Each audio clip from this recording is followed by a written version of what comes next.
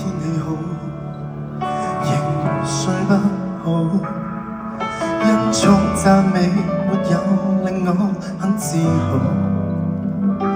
然後我不見人，不理人，瞞住我這刻感覺很糟，覺得傾訴擁抱太恐怖。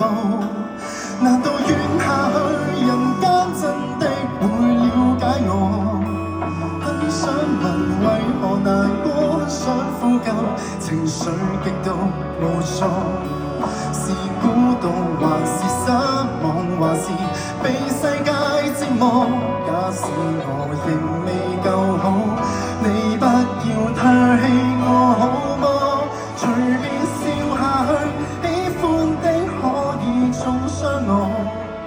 到天下病人無數個在這邊陪你寂寞，